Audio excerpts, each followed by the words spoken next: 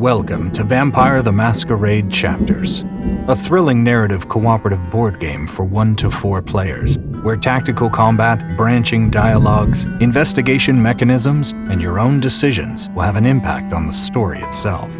In this world of darkness adventure, you will assume the roles of neonate vampires, also known as kindred, and will decide how to act, talk, and evolve, all while having to face the return of old threats, deeply buried secrets, and your own bestial nature. So, let's learn how to play. Each player selects one of the 8 playable characters to start exploring the dark, hidden secrets of Montreal. Each character is designed to have certain strengths and advantages. For example, while Aaron Conway is a more proficient fighter, Samuel Armstrong would perform better at any social tasks or negotiations. Once players have chosen a character, they take their respective character board, character sheet, miniature, their set of combat base cards, starting items, and discipline cards corresponding to their discipline levels that feature on their clan symbol. Each character begins with a preset character sheet, but players can evolve their sheets over the course of the campaign. Players earn experience points and they can spend them to increase their attributes, skills, or disciplines the way they want. There is no restriction on how they make their character evolve, except that they cannot have a skill level higher than the corresponding attribute. Example, a player cannot have a 3 in Brawl if his character has 2 in Physical Attribute. A character's attributes are their innate abilities when attempting to accomplish a specific physical, social, or mental task. During a check, a player rolls a number of dice equal to the attribute level. Skills define a character's level of expertise and also represent automatic successes when attempting to accomplish a specific task. Each checkmark within a skill counts as an automatic success. Disciplines are the common vampiric powers of each clan the character belongs to. To use the card with its dedicated power, you must first use it as part of the vitae, or vampiric blood contained in your body. Careful, however, as every time you use it, you get closer to getting starved, bringing out the beast in you more and more. On your character sheet, there is also a humanity tracker, which you can raise by performing brave and empathetic acts, or decrease by committing terrible deeds. Lastly, there is a place to record XP and other useful notes as you play the campaign. Each character also has a flaw, which is important to take note as well during play. Now, let's look at a player's board more closely. The damage value is determined by multiplying your character's physical points by 2. For example, here you have 3 in Physical Attribute. Your damage level is therefore 6. You can place a tracker cover to hide the points you don't have access to yet.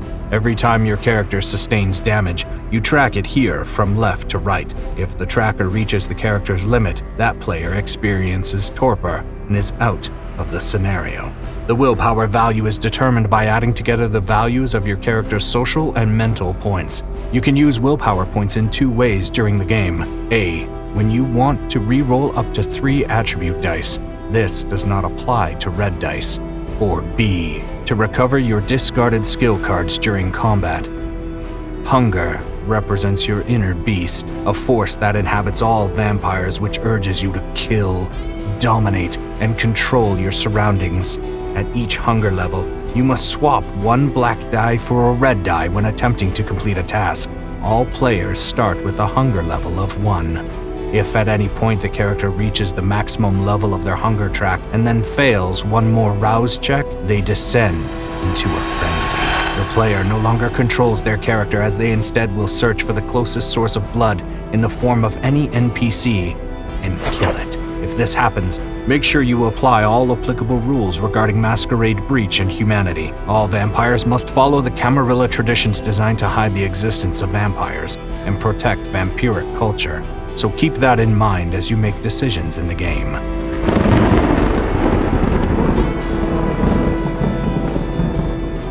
Vampire the Masquerade Chapters follows an overarching campaign which is divided into several scenarios. Each scenario has to be completed by reaching its goal. However, players have many ways of achieving that goal, depending on their methods and choices they make.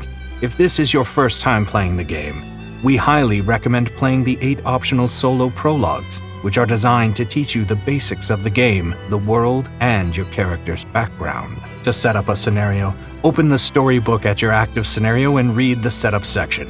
Place all indicated elements on your gaming table, and also take the corresponding scenario booklet as it contains all the possible dialogues, investigations, and events. Each player places their character's miniature on the appropriate hex of the scenario tile, as instructed in the setup. An arrow on a miniature and a standee defines the direction they are facing.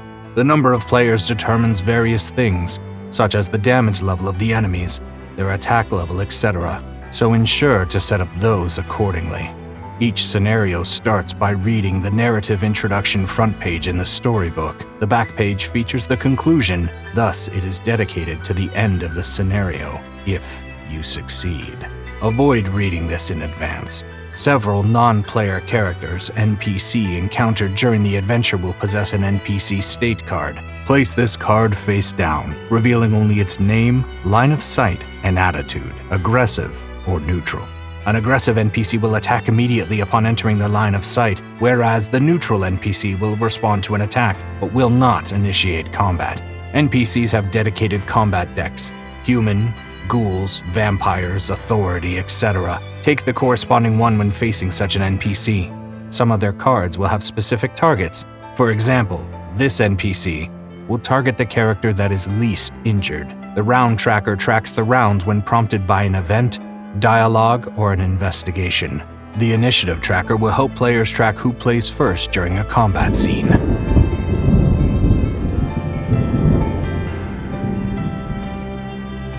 The game is composed of 4 sequences, also known as phases.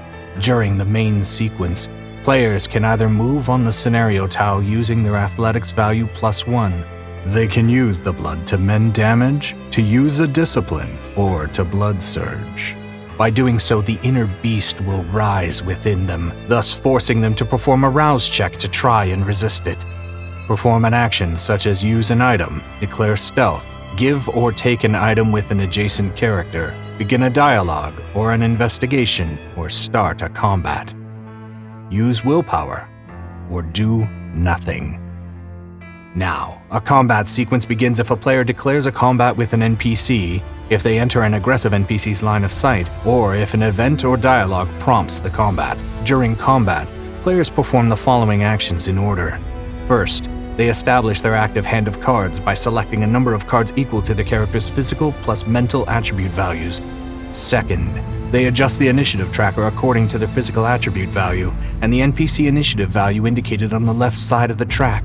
Thirdly, they choose a single combat card for the round from their active hand. Cards can be either attack, defense, or mix cards. Then, they draw the top card from each NPC's combat deck, placing them face down on the table. Then, from highest to lowest on the initiative track, resolve each participant's combat action. A player can choose to brawl attack by ensuring they are on an adjacent hex to the target, or a ranged attack while having a clear, unobstructed line of sight to the target, and the appropriate range, which by default is 3 hex. Then, the player will roll a number of dice equal to their physical attribute level, plus any bonus dice conferred by the activated card. Any dice showing 1 ankh represents 1 success, while any dice showing an ankh with 2 fangs represents 2 successes. A face with nothing represents no success. To the result, add the relevant automatic skill successes. If red dice are rolled and the overall result shows more faces with a skull symbol than total successes, including automatic successes, then the player is forced to perform a rouse check. To perform a rouse check, roll a single red die. If you rolled a success, your hunger level stays the same. If you rolled a blank side, your hunger level rises by 1, and you roll a skull, your hunger level rises by 2. Resolve the damage value by subtracting the NPC's resistance value. Place the used combat card in the discard pile. Remember, you can spend a willpower point to return the discarded cards back to your active hand at any given moment. Lastly, please note that once a combat sequence has started, it must be finished before the players are able to take any other type of action. A dialogue sequence will begin as players engage with NPCs, and it will take form as an interactive branching mechanism guided by the scenario booklet. A dialogue can begin when your character moves to a hex adjacent to the NPC you want to engage with. During a dialogue, a skill check may be required and can only be performed by one player. Remember, you can use willpower to re-roll your black dice during such a check if you wish. Also, a dialogue must reach a conclusion before moving to another sequence. You cannot dialogue while other players combat. When a dialogue begins, all players, even those not inside the dialogue, are considered in the same sequence. Lastly, an investigation sequence is resolving a mystery using your mental skills and sense of deduction. Investigation can be initiated when a player moves adjacent to one of the several areas in which players will collect investigation successes and clues. Then a skill check based on the mental attribute +1 skill is made, and the result determines the outcome of your analysis before performing a deduction. The higher your score is, the most data you collect to make a better choice. After the check, a convincing guess to resolve that specific area can be made in order to collect success tokens and move on to another area. After finishing all investigation areas of a map, collecting investigation success tokens, a player can try to make a final deduction regarding the mystery. We have now covered most of the rules of the game you need to know in order to play Vampire: The Masquerade chapters. If you have any questions or if something is still unclear, please refer to the game's rulebook. There are many more unforgettable surprises to be discovered during this in-depth campaign of over 50 scenarios, so immerse yourself in this one-of-a-kind experience set inside the world of darkness.